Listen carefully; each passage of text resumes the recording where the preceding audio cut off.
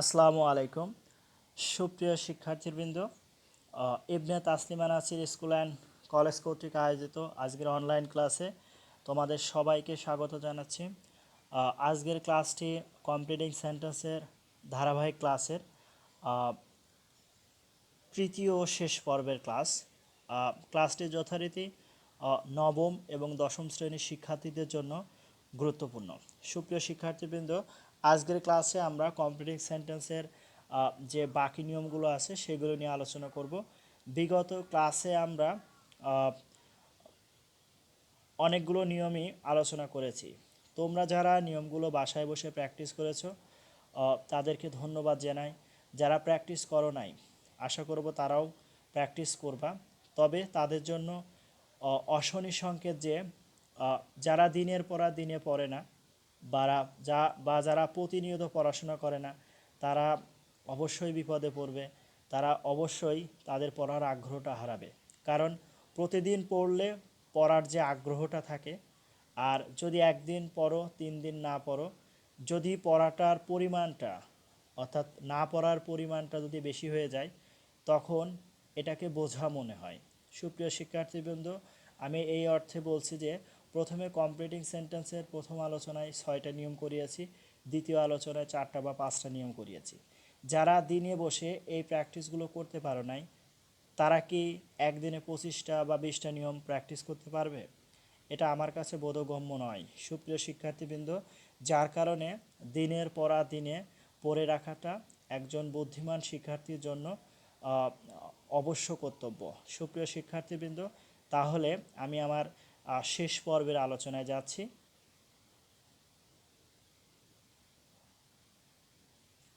সুপ্রিয় শিক্ষার্থীবৃন্দ, আজকে আমাদের কমপ্লিটিং সেন্টেন্সের প্রথম নিয়মটা হচ্ছে টু।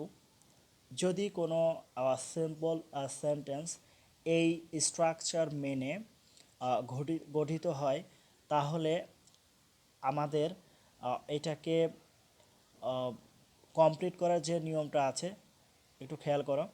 যে প্রথম অংশে থাকবে subject plus verb plus to plus adjective অথবা অ্যাডভার্ব থাকবে, plus for plus personal object থাকতে পারে, নাও পারে, প্লাস টু প্লাস ভার্বের বেস ফর্ম প্লাস অন্যান্য। তার মানে এখানে যদি এই টু প্লাস অ্যাডজেক্টিভ বা অ্যাডভার্ব যাই থাকুক, এরপরে যদি গ্যাপ থাকে, তাহলে টু দিয়ে আমরা ভার্বের বেস ফর্ম ব্যবহার করব, এবং যদি ভার্বের পরে কিছু নেয়ার থাকে সেইটা নিব। সুপ্রিয় শিক্ষার্থীবৃন্দ, ব্র্যাকেটে দেখো ফর প্লাস পার্সোনাল অবজেক্ট। এখানে ফর প্লাস পার্সোনাল অবজেক্টও থাকতে পারে। যদি ফর প্লাস পার্সোনাল অবজেক্ট থাকে সেক্ষেত্রেও একই নিয়ম, তারপরেও আমরা টু প্লাস ভার্বের বেস ফর্ম ব্যবহার করব। সুপ্রিয় শিক্ষার্থীবৃন্দ, এই যে ফর প্লাস পার্সোনাল অবজেক্ট তখনই থাকবে যখন সাবজেক্টটা বস্তুবাচক হবে। যদি সাবজেক্ট বস্তুবাচক হয়, তাহলে সেন্টেন্সের শেষের দিকে এসে টু প্লাস অ্যাডজেক্টিভ বা অ্যাডভার্বের পরে ফর প্লাস পার্সোনাল অবজেক্ট থাকে।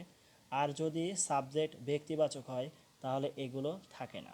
সুপ্রিয় শিক্ষার্থীবৃন্দ, আমরা এক্সাম্পল দিয়ে বিষয়টা পরিষ্কার হতে পারবো। যেমন the man was too weak to walk. এখানে একটা বিষয় খেয়াল করো যে প্রথমে দেখো সাবজেক্ট কি আছে, দ্য ম্যান, তারপরে আমরা ভার্ব কি নিয়েছি, ওয়াজ, তারপরে টু নিয়েছি, তারপরে উইক অ্যাডজেক্টিভ আছে। এই যে এই জায়গা থেকে কি হতে পারে, একটা গ্যাপ থাকতে পারে। তাহলে এই গ্যাপটা পূরণ করার জন্য আমরা কি লিখব, শুধু টু ওয়াক লিখলেই এটা সম্ভব, বা to attend in the meeting তাও হতে পারে। বিভিন্নভাবেই তখন এর অর্থ হবে এই মানুষটি এতই দুর্বল ছিল যে হাঁটতে পারে না বা হাঁটে না, এরকম হচ্ছে অর্থ হবে। সুপ্রিয় শিক্ষার্থীবৃন্দ, তাহলে টু ডট ডট টুর নিয়মটা তোমরা অবশ্যই অনুধাবন করতে পেরেছো যে যদি টু পরে এরকম অ্যাডজেক্টিভ বা অ্যাডভার্ব থাকে, তাহলে টু দিয়ে আমরা মেইন ভার্ব লিখব। আর একটা এক্সাম্পল দেখো যে the load is too heavy for her to carry. সুপ্রিয় শিক্ষার্থীবৃন্দ, আমি আগেই তোমাদেরকে বলেছি যে সাবজেক্ট যদি বস্তুবাচক হয় তাহলে ফর প্লাস পার্সোনাল অবজেক্ট থাকবে। এখানে দেখো the load is too heavy, এইটুকু তোমাদের কাছে পরিচিত, কিন্তু the load is too heavy. তবে দেখো ফর প্লাস হার আছে, এই অংশটুকু হচ্ছে তোমাদের কাছে অপরিচিত লাগতে পারে। এই ফর হারটা হচ্ছে কার জন্য ব্যবহার করা হয়েছে, কারণ সাবজেক্টটা হচ্ছে তোমার বস্তুবাচক আছে, যার কারণে ফর প্লাস পার্সোনাল অবজেক্ট ব্যবহার করা হয়েছে। এরপরও দেখো একই নিয়ম, টু প্লাস ভার্ব ব্যবহার করেছি। এর অর্থ হচ্ছে বোঝাটি তার জন্য এতই ভারী যে বহন করতে পারে না। এখানে কার জন্য বোঝাটি ভারী, এটা হচ্ছে এই ফর হারের জন্য। যার কারণে এই যে বস্তুবাচক যখন আমরা সাবজেক্ট হিসেবে ব্যবহার করি, তখন এই বস্তু কে বহন করবে বা কে নিচ্ছে সেই বিষয়টা প্রকাশের জন্য দেখা যাবে যে ফর প্লাস পার্সোনাল অবজেক্ট ব্যবহার করা হয়। সুপ্রিয় শিক্ষার্থীবৃন্দ, এ ধরনের নিয়ম তোমরা আগেও সম্পন্ন করেছো। তোমরা অ্যাফার্মেটিভ থেকে কিভাবে নেগেটিভ করা যায় সেই সময় এই নিয়মটা ফলো করেছো। তারপরে তোমরা সিম্পল কমপ্লেক্স কম্পাউন্ডের সময়ও আমরা এই নিয়মটা দেখেছি। যার কারণে তোমাদের যে গ্রামারটা করানো হয় এইটা যদি তোমরা সুনির্দিষ্টভাবে অনুসরণ করো, তাহলে কিন্তু গ্রামার করাটা খুবই ইজি এবং ইজি হয়ে যায়। কারণ এক একটা গ্রামার একটা আরেকটার সাথে ওতপ্রোতভাবে জড়িত এবং আরেকটার সাথে কি সম্পর্কিত। সুপ্রিয় শিক্ষার্থীবৃন্দ, আরেকটা এক্সাম্পল দেখো, Raju is strong enough. Raju is strong enough, এখানে টুর পরিবর্তে এনাফ ব্যবহার করা হয়েছে।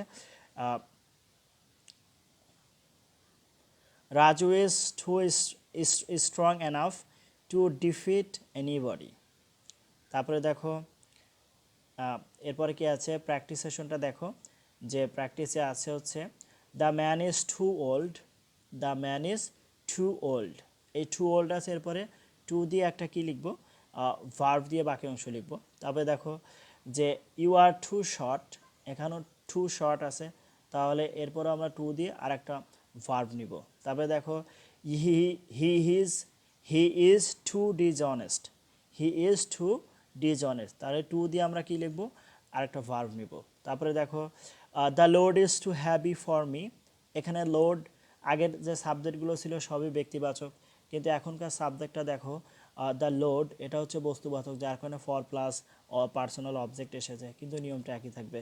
তারপরে দেখো the problem was too hard for them, একই নিয়ম, দ্য প্রবলেম হচ্ছে বস্তুবাচক, যার কারণে দেখো ফর প্লাস দেম হয়েছে, ফর প্লাস পার্সোনাল অবজেক্ট। আশা করি সুপ্রিয় শিক্ষার্থীবৃন্দ এই প্র্যাকটিসগুলো নিয়ম অনুসরণ করে তোমরা খুব সহজেই সম্পন্ন করতে পারবে।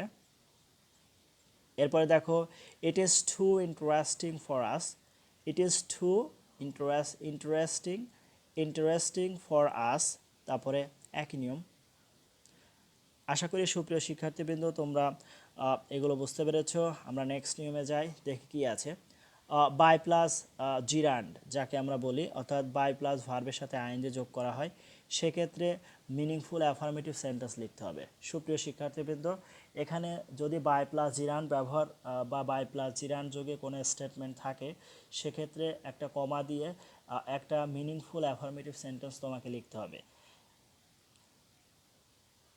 এবং এটার অর্থ হচ্ছে কোনো কিছু দ্বারা বা কোনো কিছুর মাধ্যমে। আমরা বাংলা অনুবাদ করলে বিষয়টা বুঝতে পারবে, আমরা এক্সাম্পল দিয়ে বিষয়টা বুঝতে পারবো। যেমন by reading more, by reading more এর অর্থ হচ্ছে অধিক পড়াশোনার দ্বারা বা মাধ্যমে। বাই রিডিং মোর, অধিক পড়াশোনার মাধ্যমে উই ক্যান লার্ন মোর, আমরা অধিক শিখতে পারি। সুপ্রিয় শিক্ষার্থীবৃন্দ, এখানে এই যে পরের ক্লজটা তুমি ব্যবহার করবা, এই যে উই ক্যান লার্ন মোর বা ইউ ক্যান লার্ন মোর, যাই হোক, হি ক্যান লার্ন মোর, যাই ব্যবহার করো, অর্থ মিনিংফুল হলেই হচ্ছে। সেক্ষেত্রে অবশ্যই সাবজেক্টের পরে ক্যান, মে, কুড, মাইট এইগুলো আসবে, কিন্তু ক্যান, মে, কুড, মাইট বা উইল, এইগুলো, এই মডাল ভার্বগুলো অবশ্যই ব্যবহার করতে হবে, কারণ এটা হচ্ছে সাবজাংটিভ হিসেবে ব্যবহার করতে হয়। সুপ্রিয় শিক্ষার্থীবৃন্দ, আমরা সাবজাংটিংয়ের আলোচনা একটু পরেই করতে পারবো, আমরা এই বিষয় নিয়ে এখানে আলোচনা করব একটু পরে। সুপ্রিয় শিক্ষার্থীবৃন্দ, আর একটা এক্সাম্পল দেখো, যে উই ক্যান গেট পাওয়ার, আমরা কি পেতে পারি, শক্তি পেতে পারি, by eating rice and bread, কি তারা, রাইস এবং রুটি খেয়ে, অর্থাৎ রাইস এবং রুটি খাওয়ার দ্বারা আমরা কি করতে পারি, উই ক্যান গেট পাওয়ার, আমরা ক্ষমতা বা শক্তি পেতে পারি। এখানে বাই প্লাস জিরান্ড, এরকম পরীক্ষায় থাকতে পারে যে পরীক্ষায় যদি এরকম থাকে by eating rice and bread, তাহলে তোমাকে এরকম বাক্য লিখতে হবে। সুপ্রিয় শিক্ষার্থীবৃন্দ, এটা হচ্ছে সিম্পল সেন্টেন্স। কারণ আমরা যখন করেছি কমপ্লেক্স সেন্টেন্সে ইফ দিয়ে কোনো বাক্য তৈরি করেছিলাম বা আনলেস দিয়ে, তখন এইটাকে যখন সিম্পল করতে হতো তখন এই বাই প্লাস জিরান্ড অথবা উইদাউট প্লাস জিরান্ড এ ধরনের ব্যবহার আসতো। যার কারণে তোমরা যারা এই কমপ্লেক্স থেকে কিভাবে সিম্পল করতে হয় সেই নিয়মে উইদাউট আনলেস এবং ইফের নিয়মটা সম্পন্ন করেছো, তাদের জন্য কিন্তু এই নিয়মটা খুবই সহজ। সুপ্রিয় শিক্ষার্থীবৃন্দ, আরও একটা এক্সাম্পল দেখো, বাই ড্রিঙ্কিং ক্লিন ওয়াটার, অর্থাৎ পরিষ্কার পানি পান করার মাধ্যমে বা পরিষ্কার পানি পান করার দ্বারা you can keep your body fit, তুমি তোমার শরীরকে সুস্থ রাখতে পারো। You can keep your body fit. আশা করি সুপ্রিয় শিক্ষার্থীবৃন্দ তোমরা এই বাই প্লাস জিরান্ড অর্থাৎ বাইয়ের পরে যখন তুমি ভার্ব ব্যবহার করো তার সাথে আইনজি যোগ হয়, এই জন্য ওটাকে জিরান্ড বলা হয়। এভাবে থাকলে তোমরা খুব সহজেই এটা করতে পারবে। সুপ্রিয় শিক্ষার্থীবৃন্দ, আমরা প্র্যাকটিস সেশনটা দেখব। আচ্ছা, আগে উইদাউটেরটা দেখো। আগে ছিল বাই প্লাস জিরান্ড, এখন হচ্ছে উইদাউট প্লাস জিরান্ড। এখানে উইদাউট নেগেটিভ, যার কারণে মিনিংফুল নেগেটিভ সেন্টেন্স লিখতে হবে। সুপ্রিয় শিক্ষার্থীবৃন্দ, এখানে বাই প্লাস জিরান্ড আর একটা হচ্ছে উইদাউট প্লাস জিরান্ড, দুইটার মধ্যে পার্থক্য হচ্ছে বাই প্লাস জিরান্ড বললে ওটা হচ্ছে পজিটিভ সেন্টেন্স লিখতে হয়, আর উইদাউট প্লাস জিরান্ড বললে নেগেটিভ সেন্টেন্স লিখতে হয়। সুপ্রিয় শিক্ষার্থীবৃন্দ, এই সেন্টেন্সগুলো তৈরি করা হয়েছে কমপ্লেক্স সেন্টেন্স, যেমন ইফ যুক্ত অংশ যদি পজিটিভ হয় তাহলে আমরা বাই দিয়ে সিম্পল করতাম, আর যদি আনলেস বা ইফ যুক্ত অংশ যদি নেগেটিভ হয় তাহলে আমরা উইদাউট দিয়ে সিম্পল করতাম। সেই নিয়মটাই মূলত এখানে দেয়া হয়েছে। সুপ্রিয় শিক্ষার্থীবৃন্দ, একটু খেয়াল করো যে যদি পরীক্ষায় থাকে এরকম উইদাউট রিডিং মোর, অধিক পড়াশোনা ছাড়া ইউ ক্যানট পাস, তুমি কি করতে পারবা না, তুমি পাস করতে পারবা না। দেখো উইদাউট রিডিং মোর এটা নেগেটিভ আছে, যার কারণে পরের ক্লজও কী হয়েছে, নেগেটিভ হয়ে গেছে, ইউ ক্যানট পাস। সুপ্রিয় শিক্ষার্থীবৃন্দ, আরেকটা এক্সাম্পল দেখো, উইদাউট টেকিং ফিজিক্যাল এক্সারসাইজ, তুমি শারীরিক অনুশীলন ছাড়া উই ক্যানট, অর্থাৎ শারীরিক অনুশীলন ছাড়া we cannot keep our body fit, আমরা আমাদের শরীর কী করতে পারি না, ঠিক রাখতে পারি না বা সুস্থ রাখতে পারি না। তারপরে দেখো আরেকটা এক্সাম্পল আছে, he will not be able to write well without writing much, অর্থাৎ অধিক লেখা ছাড়া বা অনেক লেখা ছাড়া সে কী করতে সমর্থ হবে না, ভালোভাবে লিখতে সমর্থ হবে না। উইদাউট রাইটিং মাস, অর্থাৎ অধিক বা অনেক লেখা ছাড়া হি will not be able to write well.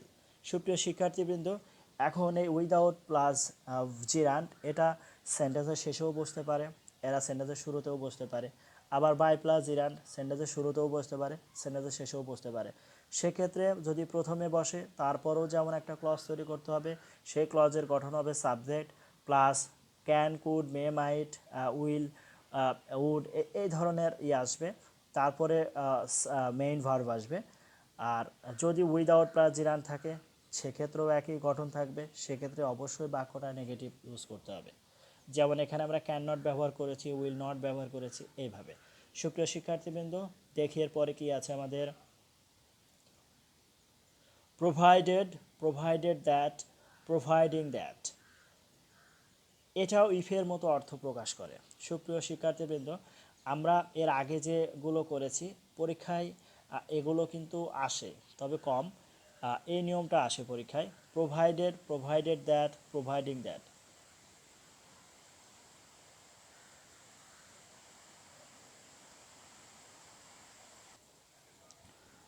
সুপ্রিয় শিক্ষার্থীবৃন্দ, এখানে প্রোভাইডেড দ্যাট, প্রোভাইডিং দ্যাট এটা হচ্ছে ইফের মতো অর্থ প্রকাশ করে, তবে শর্ত থাকে যে ইফ যেমন সেন্টেন্সের শুরুতেও বসতে পারে, দুই ক্লজের মাঝেও বসতে পারে, এবং ইফ দুইটা ক্লজকে যুক্ত করে।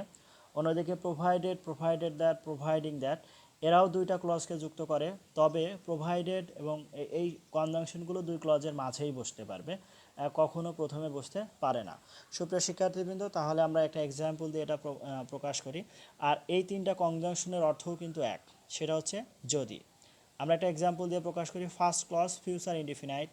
ফার্স্ট ক্লজ কী হবে, ফিউচার ইনডিফিনাইট হবে, অর্থাৎ ফলাফলটা কী হবে, প্রথমেই আসবে। আমরা ইফের ক্ষেত্রে দেখেছি যে ইফ প্রথমে বসলে ফলাফলটা কোথায় বসে, পরে বসে। তারপরে দেখো সেকেন্ড ক্লজ কী হবে, প্রেজেন্ট টেন্স হবে। সেকেন্ড ক্লজ কী হবে, প্রেজেন্ট টেন্স। যদি ফার্স্ট ক্লজ ফিউচার হয়, সেকেন্ড ক্লজ কী হবে, প্রেজেন্ট হবে। যেমন I will agree to go, আমি যেতে রাজি হব, providing that my expenses are paid, যদি আমার ব্যয়টা কী করা হয়, পরিশোধ করা হয়। সুপ্রিয় শিক্ষার্থীবৃন্দ, তোমরা এটা বুঝতে পারছো যে এই দেখো প্রথম ক্লজটায় কি আছে, ফিউচার ইনডিফিনাইট টেন্স আছে, যে আই উইল অ্যাগ্রি টু গো। তারপরে দেখো প্রোভাইডিং দ্যাট কনজাংশন আছে। তারপরে মাই এক্সপেন্সেস আর পেইড। এখানে মাই এক্সপেন্সেস আর পেইড বলতে বোঝানো হচ্ছে যে আমার যে ব্যয় আর পেইড পরিশোধ করা হয়। তার মানে এইটা হচ্ছে প্রেজেন্ট টেন্স ছিল। এটা কোন টেন্স ছিল, প্রেজেন্ট টেন্স। তো পরীক্ষায় যে কোনোভাবে প্রশ্ন আসতে পারে, প্রোভাইডিং দ্যাটের সাথে এই মাই এক্সপেন্সেস আর পেইড এইটুকু জুড়ে দিয়ে প্রথমে গ্যাপ রাখতে পারে, অথবা I will agree to you, I will agree to go এর সাথে প্রোভাইডিং দ্যাট ব্যবহার করে পরে গ্যাপ রাখতে পারে। যে কোনোভাবেই হতে পারে আর কি। তারপরে আরেকটা এক্সাম্পল দেখো, he will shine in life, he will shine in life provided that he works hard. এখানে দেখো সে জীবনে উন্নতি করবে যদি হি ওয়ার্কস হার্ড, সে কঠোর পরিশ্রম করে। তার মানে এরা কিন্তু শর্তমূলক বাক্য, এবং এই শর্তটা কোথায় থাকে, শেষের দিকে থাকে। সুপ্রিয় শিক্ষার্থীবৃন্দ, তাহলে এই শর্তমূলক বাক্যের শর্তটা কোথায় থাকে, শেষে থাকে। এখন যেভাবেই হোক তোমার গ্যাপ শেষেও থাকতে পারে, প্রথমেও থাকতে পারে, অর্থ অনুসারে এবং কনজাংশনের নিয়ম অনুসারে এটাকে সমাধান করতে হবে।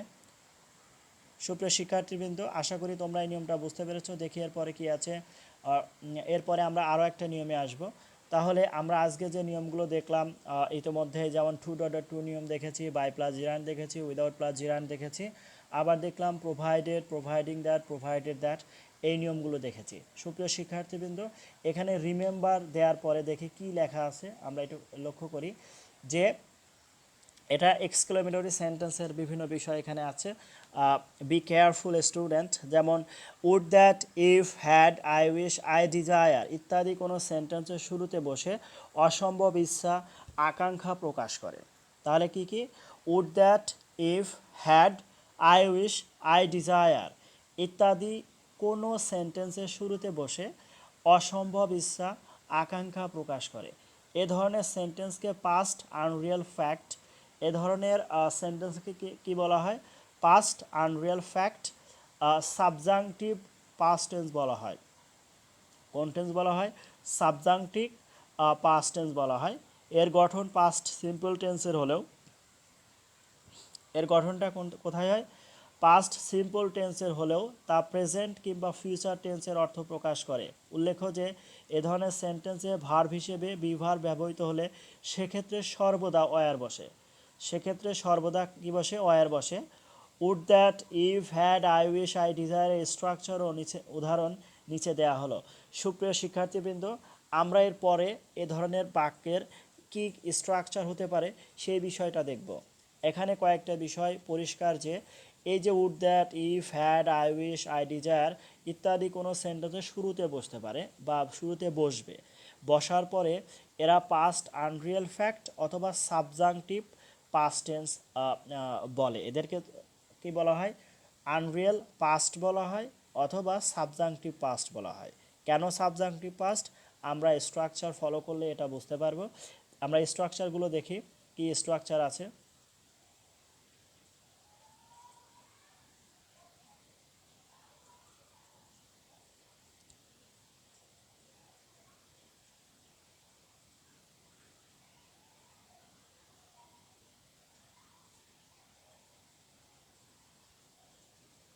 সুপ্রিয় শিক্ষার্থী, তোমরা স্ট্রাকচার ফলো করো। যে প্রথমে আছে would that, if plus subject plus ভার্বের কোন ফর্ম হবে, পাস্ট ফর্ম প্লাস অন্যান্য প্লাস আসবে, নোট অফ এক্সক্লেমেশন চিহ্ন হবে। কোন চিহ্ন হবে, নোট অফ এক্সক্লেমেশন। তারপরে দেখো had plus subject plus object plus অন্যান্য, তারপরে নোট অফ এক্সক্লেমেশন থাকবে। তারপরে আসবে আই উইশ, আই অথবা I desire plus subject plus ভার্বের পাস্ট ফর্ম প্লাস অন্যান্য বা এটা হচ্ছে অ্যাসার্টিভ সেন্টেন্স, তো শেষে ফুল স্টপ থাকবে, একটু খেয়াল করো। আর এইটা এত সহজ যে খুব বেশি বেগ পেতে হবে না তোমাদের। যেমন এখানে বলছে ইফ আই দিয়ে যদি কোনো সেন্টেন্স শেষ এরপরে যদি গ্যাপ থাকে তাহলে আমরা লিখতে পারি if I were a child again, এবং লাস্টে দেখো নোট অফ এক্সক্লেমেশন চিহ্ন আছে। এখানে ভার্বের কোন ফর্ম ব্যবহার করা হয়েছে? Past form. এগুলোকে কিন্তু আনরিয়াল ফ্যাক্ট বলা হয়, যার কারণে আয়ের পরে আমরা কি ব্যবহার করেছি? ওয়ার ব্যবহার করেছি। তারপরে দেখো যে had I the wings of a bird, প্রথমটা বলছিল আমি যদি আবার শিশু হতাম। তারপরে দ্বিতীয়টা বলছে had I the wings of a bird, আমি যদি আমার যদি পাখির মতো ডানা থাকতো। এটাও কিন্তু এক্সক্লেমেটরি সেন্টেন্স, দেখো নোট অফ এক্সক্লেমেশন চিহ্ন আছে। তারপরে দেখো যে I wish I were a king, এখানে যেহেতু আই উইশ আছে তাহলে এরপরে অবশ্যই কি থাকবে? আবার সাবজেক্ট নিয়ে বাকি অংশ লিখে দিব, I were a king, I wish I were a king, আমি যদি রাজা হতাম। এটা বলছে আমি রাজা হতাম। I desire he war alive today, দেখো এখানে আয়ের পরে ওয়ার ব্যবহার করা হয়েছে, হের পরেও কি ব্যবহার করা হয়েছে? ওয়ার ব্যবহার করা হয়েছে, কারণ এটাকে আনরিয়েল পাস্ট বা পাস্ট আনরিয়েল ফ্যাক্ট বলা হয়।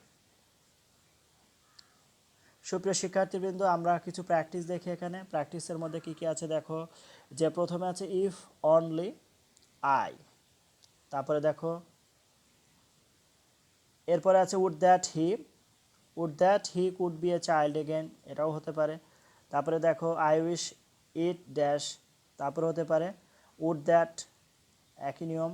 তারপরে আই উইশ, একই নিয়ম। সুপ্রিয় শিক্ষার্থীবৃন্দ, তাহলে তোমরা বাড়িতে নিয়মগুলো ফলো করো।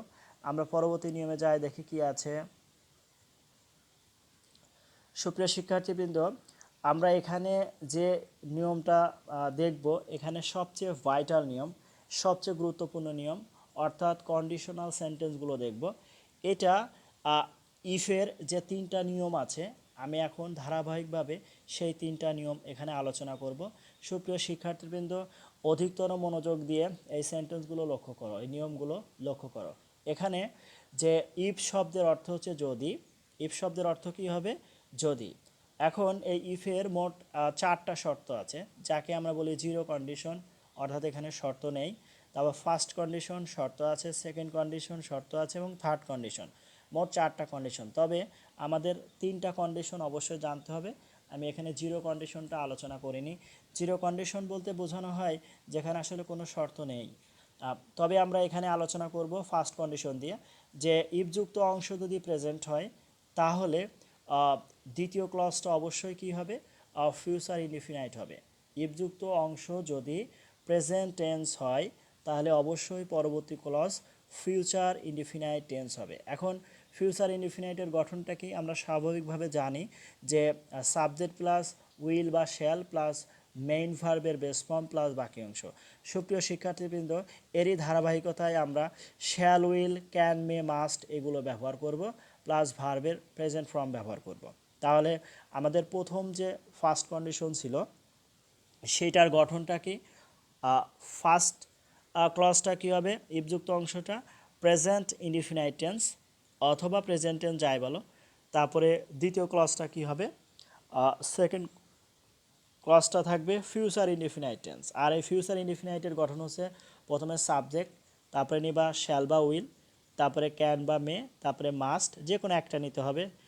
তারপরে ব্যবহার করবা ভার্বের প্রেজেন্ট ফর্ম প্লাস বাকি অংশ। আশা করি সুপ্রিয় শিক্ষার্থীবৃন্দ তোমরা আমার এই কথাগুলো বুঝতে পেরেছ। এখন আমরা কিছু এক্সাম্পল দিয়ে এই বিষয়টা পরিষ্কার হব। যেমন ইফ ইট রেইনস, যদি বৃষ্টি হয়। সুপ্রিয় শিক্ষার্থীবৃন্দ, এখানে দেখো ইফ যুক্ত অংশ ইট রেইনস, এটা প্রেজেন্ট ইনডিফিনাইট টেন্স আছে, কারণ এখানে সাবজেক্ট ইট এবং রেইনস হচ্ছে ভার্বের সাথে এর যোগ আছে। সো এটা হচ্ছে প্রেজেন্ট ইনডিফিনাইট টেন্স, যার কারণে দেখো পরে কি হয়েছে, এটাও হচ্ছে ফিউচার ইনডিফিনাইট হয়ে গেছে। উই শ্যাল নট গো, প্রথমে সাবজেক্ট নিয়েছি, তারপরে এই যে মডেল ভার্বগুলো থেকে একটা নিয়েছি শ্যাল, তারপরে মিনিং অনুসারে নট চলে আসছে, তারপরে গো, অর্থাৎ যদি বৃষ্টি হয় আমরা যাব না। বা যদি আমরা এখানে লিখতাম if it does not rain we shall go, এরকম হতো যে যদি বৃষ্টি না হয় আমরা যাব। আর এখানে বলছে যদি বৃষ্টি হয় আমরা যাব না। অর্থগতভাবে এই জিনিসটা দেখো, সুপ্রিয় শিক্ষার্থীবৃন্দ, আশা করি তোমরা এই নিয়মটা বুঝতে পেরেছো। এরপরে দেখো কি আছে, এক্সাম্পল ইফ হি ওয়ান্টস, যদি সে চায়। দেখো ইফ যুক্ত অংশ প্রেজেন্ট ইনডিফিনাইট টেন্স আছে, যে সাবজেক্টের পরে ভার্বের সাথে এস বাই এ যোগ আছে, সো এটা present tense. I shall help him, আমি তাকে সাহায্য করব। এখানে পরবর্তী ক্লজে সাবজেক্ট আছে, দেখো ফিউচার ইনডিফিনাইট টেন্স, তারপরে শ্যাল আছে, তারপর ভার্বের প্রেজেন্ট ফর্ম বা বেস ফর্ম আছে, তারপরে বাকি অংশ। আশা করি সুপ্রিয় শিক্ষার্থীবৃন্দ তোমরা এটা বুঝতে পেরেছো। আর আরেকটা বিষয় হচ্ছে যে তোমাদের মন মানসিকতা থাকতে হবে, একটা সেন্টেন্স তৈরি করা শিখতে হবে, ক্লজ তৈরি করা শিখতে হবে। কারণ একটা সেন্টেন্স বা ক্লজ তৈরি করতে খুব বেশি তো বেগ পেতে হয় না। প্রথমে সাবজেক্ট ব্যবহার করতে হয়, তারপরে প্রসঙ্গ অনুসারে একটা ভার্ব নিয়ে আসতে হয়, তারপরে বাকি অংশ। এই সাবজেক্ট ভার্ব যদি ঠিকমতো ব্যবহার করতে পারো, তাহলে তো এগুলোর ব্যবহার খুবই সহজ হবে। আদারওয়াইজ একটা ক্লজ তৈরি করা সহজ কথা নয়। যদি তোমাদের ইচ্ছা বা তোমাদের মন বা মনন যদি পরাকেন্দ্রিক না হয়, তাহলে কিন্তু ইংরেজিতে বা ইংরেজি ভাষা বা ব্যাকরণ রপ্ত করাটা খুবই কঠিন হবে বা এত সহজ নয়। আমরা আরেকটা এক্সাম্পল, সুপ্রিয় শিক্ষার্থীবৃন্দ, আমরা তাহলে ফার্স্ট কন্ডিশন নিয়ে আলোচনা করলাম। এখন তোমাদের উচিত হবে এই ফার্স্ট কন্ডিশনটা প্র্যাকটিস করা। তারপরে দেখি আমাদের কি আছে আরেকটা।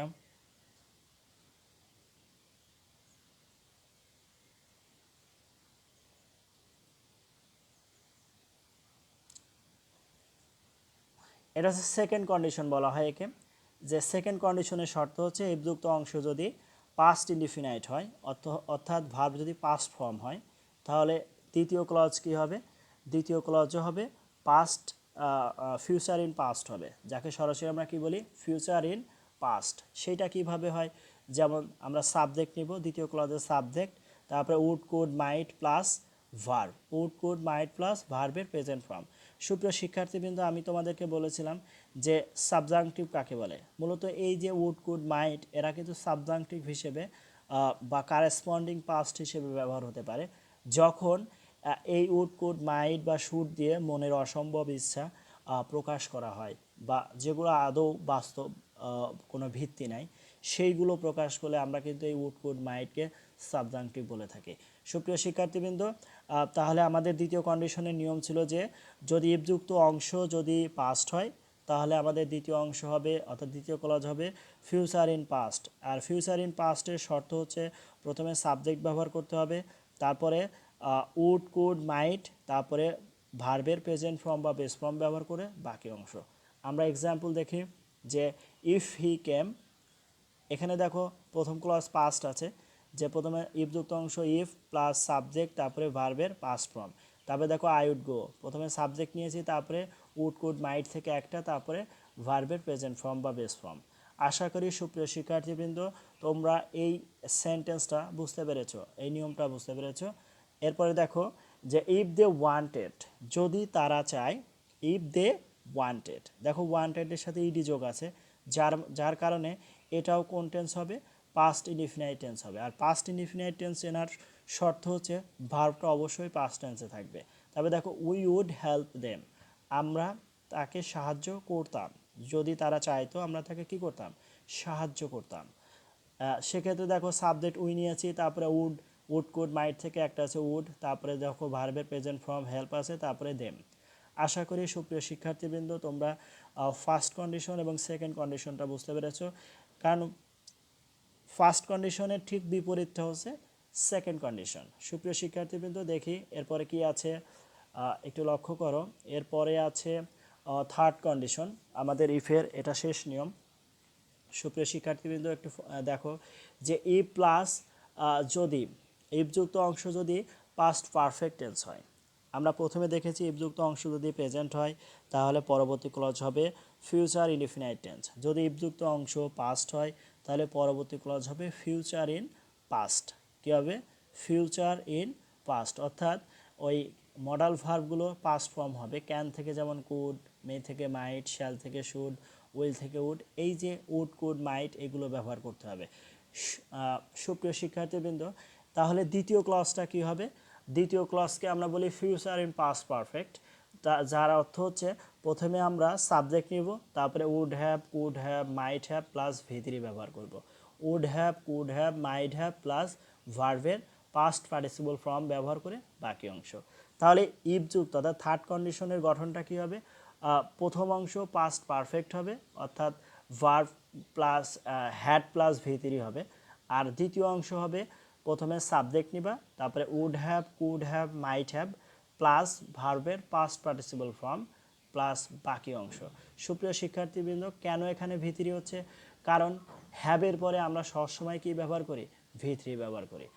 তাহলে আমরা এক্সাম্পল দেখি যে if I had seen him, যদি আমি তাকে দেখতাম। দেখো হ্যাড প্লাস ভি3 হ্যাড সিন আছে, সো এটা পাস্ট পারফেক্ট বোঝাচ্ছে। এবং third condition I could have, আমরা আগেই নিয়ম থেকে নিয়েছি, could have told him the news, আমি তাকে খবরটা বলতে পারতাম, এই কথা বলছে। I could have told him the news. দেখো কুড হ্যাভের পরে ভার্বের কোন ফর্ম ব্যবহার করা হয়েছে? পাস্ট পার্টিসিপল ফর্ম টোল্ড, টেল, টোল্ড, টোল্ড। আশা করি তোমরা এটা বুঝতে পেরেছো। তারপরে দেখো হ্যাড আই সিন হিম, একই নিয়ম। এখানে যদি পাস্ট পারফেক্ট টেন্স হয়, সেক্ষেত্রে ইফের পরিবর্তে যদি আমরা হ্যাডকে ইফের জায়গায় ব্যবহার করি, তাহলেও সেটা কিন্তু থার্ড কন্ডিশন প্রকাশ করে। সো এখানে দেখো ইফ ব্যবহার না করে আমরা ইফের জায়গায় হ্যাড নিয়ে এসেছি, যে had I seen him I would have given him the news, I would have given him the news. সুপ্রিয় শিক্ষার্থীবৃন্দ, আশা করি তোমরা এটা বুঝতে পেরেছো যে উড হ্যাভের পরে দেখো ভার্বের ভি3 আছে। আর তোমাদের যদি মনে প্রশ্ন থাকে যে কেন আমরা এখানে হ্যাড ব্যবহার করলাম, এই হ্যাড পাস্ট পারফেক্ট টেন্সে যে হ্যাডটা ব্যবহার করা হয়, এটাকে কন্ডিশনাল তৈরি করতে আমরা ইফের জায়গা অর্থাৎ সাবজেক্টের পূর্বে যদি হ্যাড ব্যবহার করে দিই, তাহলে এটা শর্ত প্রকাশ করে। সাবজেক্টের জায়গা যদি আমরা হ্যাড ব্যবহার করে দিই, তাহলে এটা কি প্রকাশ করে? শর্ত প্রকাশ করে। সুপ্রিয় শিক্ষার্থীবৃন্দ, another example is here, had he wanted, যদি সে চাইতো। এই যে তার চাওয়ার উপর আসলে নির্ভর করছে যে অন্য কেউ সাহায্য করবে কিনা। They would have helped him, এই যে দে, দেখো দে, তারপরে উড হ্যাভ, তারপর ভার্বের ভি3 আছে হিম। তার মানে এখানে শর্তটা কি? আগে তাকে চাইতে হবে, তারপরে তারা তাকে কি করবে? সাহায্য করবে। They would have helped him. আশা করি সুপ্রিয় শিক্ষার্থীবৃন্দ তোমরা কন্ডিশনালগুলো বুঝতে পেরেছো। আমি আবার আলোচনা করছি, মানে রিপিট করছি, যে কন্ডিশনাল এখানে তিনটা আলোচনা করা হয়েছে। প্রথমে ফার্স্ট কন্ডিশন ছিল, ফার্স্ট কন্ডিশনের বেসিক গঠন হচ্ছে প্রথম ইফযুক্ত অংশ প্রেজেন্ট হলে পরের অংশ কী হবে? ফিউচার ইনডিফিনাইট হবে। ইফযুক্ত অংশ যদি পাস্ট হয়, পরের অংশ ফিউচার ইন পাস্ট হবে, অর্থাৎ subject plus would, could, might plus ভার্বের বেস ফর্ম ব্যবহার করতে হবে। তারপরে থার্ড কন্ডিশন হচ্ছে ইফযুক্ত অংশ যদি পাস্ট পারফেক্ট হয়, তাহলে আমাদের সেকেন্ড ক্লজটা ব্যবহার করতে হবে, subject plus would have, could have, might have plus ভার্বের ভি3। এখানে যেহেতু আমরা হ্যাভ ব্যবহার করব প্রত্যেকটা মডেল ভার্বের সাথে, তাহলে অবশ্যই এর সাথে আমরা কি করব?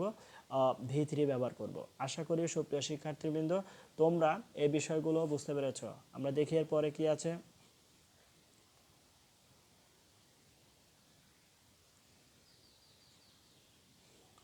প্র্যাকটিস। সুপ্রিয় শিক্ষার্থীবৃন্দ দেখি প্র্যাকটিস সেশনে কী কী আছে। If you play in the rain, যদি তুমি বৃষ্টির মধ্যে খেলো, তাহলে এটা কোন কন্ডিশনাল আছে? First conditional. তারপরে দেখো if I had a typewriter, এটা কোন কন্ডিশন আছে? এটা টাইপরাইটার যেহেতু বলছে হ্যাড আছে পাস্ট ফর্ম, সো এটা হচ্ছে সেকেন্ড কন্ডিশন। তারপরে দেখো they could have got the train, এটা কোন কন্ডিশন আছে? এটা থার্ড কন্ডিশন আছে। তারপরে দেখো ইফ শি হ্যাড ট্রাইড, এটাও কোন কন্ডিশন আছে? যেহেতু হ্যাড প্লাস ভি3 আছে, তাহলে এটা থার্ড কন্ডিশন। তারপরে দেখো যে I would have established a college, I would have, এখানে উড হ্যাভ প্লাস ভি3 আছে, সো এটাও কি হবে? Third condition. তারপরে দেখো if I were a king, এখানে সাবজেক্ট প্লাস ভার্বের কোন ফর্ম আছে? পাস্ট টেন্স আছে, সো এটাও কোন সেকেন্ড কন্ডিশন হবে। And last I would not do this, দেখো উড প্লাস ভার্বের প্রেজেন্ট ফর্ম আছে would do, would not do, যদি এরকম থাকে তাহলে সেটা কোন কন্ডিশন হয়? সেকেন্ড কন্ডিশনের নিয়মে যায়। নেক্সট।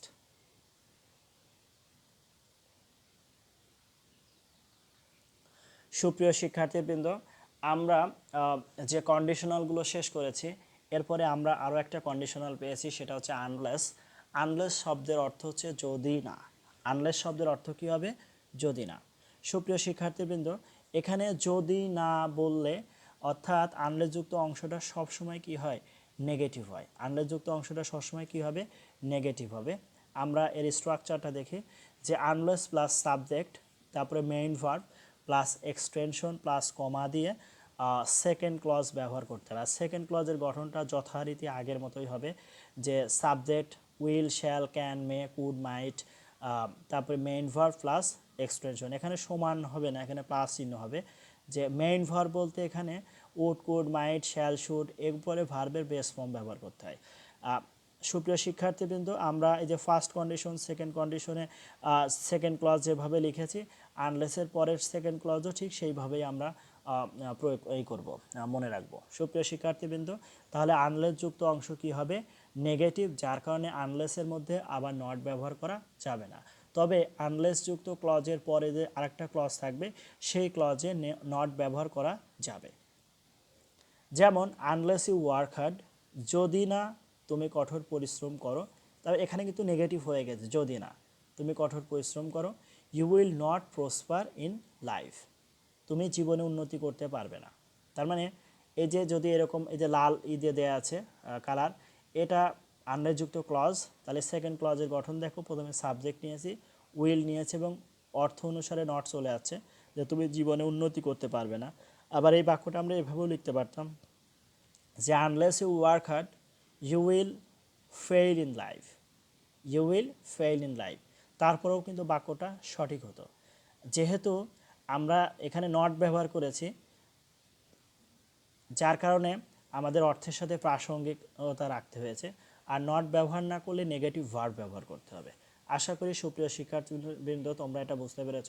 এরপরে দেখো আনলেস ইউ রিড মোর, যদি না তুমি অধিক পড়ো, you will fail in the exam. দেখো এই বাক্যে আমরা কোনো নট ব্যবহার করিনি, যে you will fail in the exam.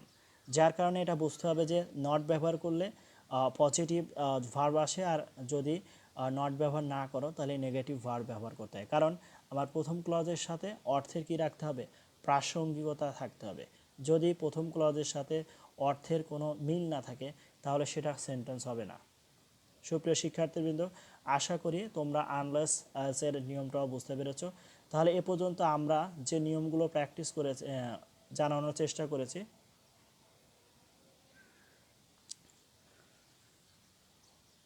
Next সুপ্রিয় শিক্ষার্থীবৃন্দ, রিলেটিভ প্রোনাউন নিয়েও তোমাদের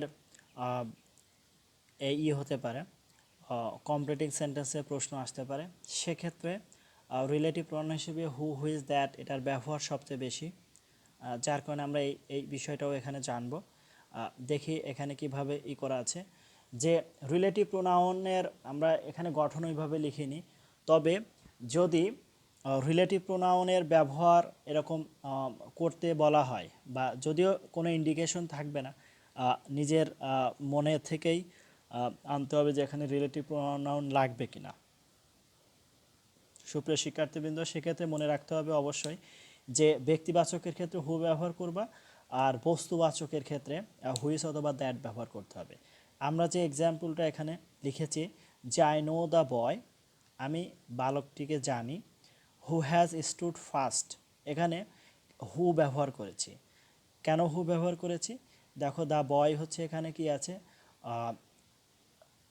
নাউন আছে, যার কারণে, এবং এটা ব্যক্তিবাচক, যার কারণে হু ব্যবহার করেছি।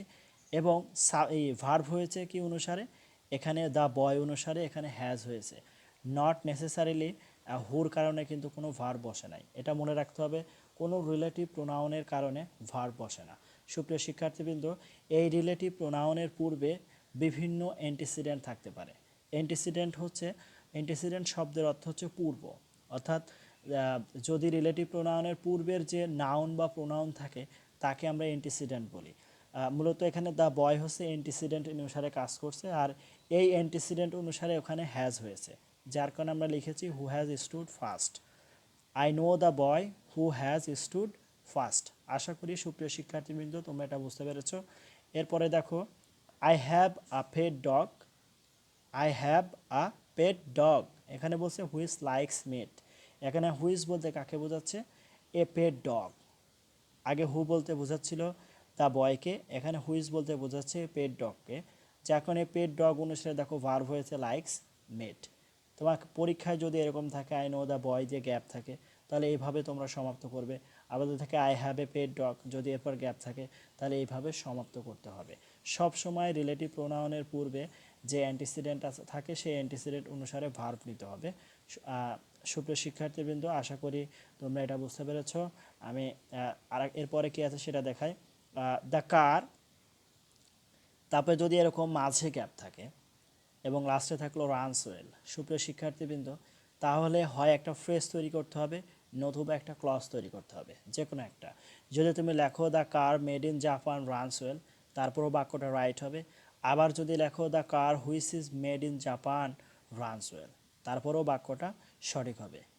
সুপ্রিয় শিক্ষার্থীবৃন্দ, এই যে আমরা সাবঅর্ডিনেট এগুলো, এই যে কনজাংশনগুলো দিয়ে যে ক্লজগুলো তৈরি করলাম সবগুলোই কিন্তু সাবঅর্ডিনেট ক্লজ, কোনোটাই প্রিন্সিপাল ক্লজ না। কারণ প্রিন্সিপাল ক্লজই থাকবে, আমাদের সেই অনুযায়ী সাবঅর্ডিনেট ক্লজটা কী করতে হবে, তৈরি করতে হবে। এই যেখানে দ্য কার রানস ওয়েল, এটা কিন্তু প্রিন্সিপাল ক্লজ ছিল। আর which is made in Japan, এখানে হুইচ বলতে কার কথা বোঝাচ্ছে, দ্য কারের কথা বোঝাচ্ছে। যার কারণে এই অংশটুকু আমাদের কি বলতে হবে, subordinate clause. Next, I saw a train that was running. এখানে দেখো আমি ট্রেন দেখেছিলাম, যেটা এখানে দ্যাট বলতে ট্রেনকে নির্দেশ করছে, যার কারণে ভার্ব কী হয়েছে, ওয়াজ হয়েছে। যে I saw a train that was running, এখানে আরেকটা বিষয় তোমরা লক্ষ্য করো, প্রত্যেকটি ভার্বে কিন্তু একই টেন্সে আছে। যেমন প্রথমে নো প্রেজেন্ট টেন্সে, পরে ক্লোজও কি প্রেজেন্ট টেন্স অনুসরণ করছে, তারপরে এটা দেখো প্রেজেন্ট টেন্স, পরেরটাও প্রেজেন্ট টেন্স আছে। দ্বিতীয় ক্লজও দেখো ইজ প্রেজেন্ট আছে, রানস কারণ রানস হচ্ছে প্রেজেন্টে ছিল। এবং চতুর্থ বাক্যে দেখো যে আই স এ ট্রেন, এটা হচ্ছে পাস্ট, যার কারণে দ্যাট ওয়াজ রানিং, এখানে ওয়াজ দিয়ে আমরা এটাও কি করেছি, পাস্ট করেছি। সেক্ষেত্রে মনে রাখতে হবে যে দুই ক্লজের টেন্সটা কি হবে, এক হয়ে যাবে। Another example is here, a man who is honest suffers a lot. তাহলে এখানে হু ইজ অনেস্ট বলতে কাকে বোঝাচ্ছে, এ ম্যানকে বোঝাচ্ছে। সো হু ইজ অনেস্টটা হচ্ছে কি সাবঅর্ডিনেট ক্লজ। এবং এইভাবে গ্যাপ থাকলে তোমরা এইভাবেই রিলেটিভ প্রোনাউন যোগ করে একটা এই নিবা, ভার্ব নিবে, তারপরে বাকি অংশ লিখবা, তাহলে একটা ক্লজ তৈরি হয়ে যাবে। এবং এভাবেই একটা ইনকমপ্লিট বাক্যকে তোমরা কমপ্লিট করতে পারবে। সুপ্রিয় শিক্ষার্থীবৃন্দ,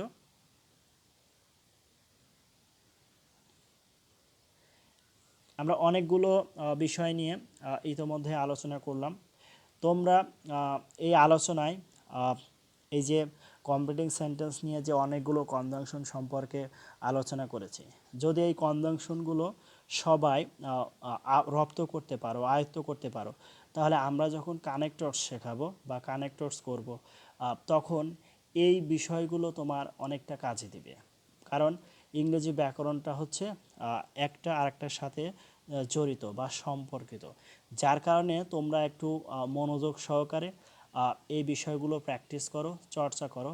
কারণ এ ধরনের সেন্টেন্স তোমার যদি মনে থাকে, মূলত আমি যেটা বলতে চাই যে প্র্যাকটিস সেশন বা উদাহরণ দিয়ে তোমার বোঝানো হয়েছে, তোমরা যদি এই উদাহরণগুলো ভালোভাবে প্র্যাকটিস করে মনে রাখতে পারো, আর এটা বারবার প্র্যাকটিস করলে মানুষের দ্বারা এটা মনে রাখা সম্ভব। কারণ human brain that's like more than super computer, একটা সুপার কম্পিউটার থেকেও কয়েক গুণ বেশি ক্ষমতার অধিকারী হচ্ছে মানুষের ব্রেন। সেক্ষেত্রে মানুষের দ্বারা যেহেতু অসম্ভব কোনো কিছু নয়, তুমি এটা প্র্যাকটিস করে এটা মনে রাখা তোমার জন্য খুবই স্বাভাবিক। এটা যদি মনে রাখতে পারো তাহলে এইগুলো কাজে লাগিয়ে আমরা কানেক্টর শিখতে পারবো। সুপ্রিয় শিক্ষার্থীবৃন্দ, আজকে ধারাবাহিক ক্লাসের শেষ পর্ব এখানে অনুষ্ঠিত হলো। সবাইকে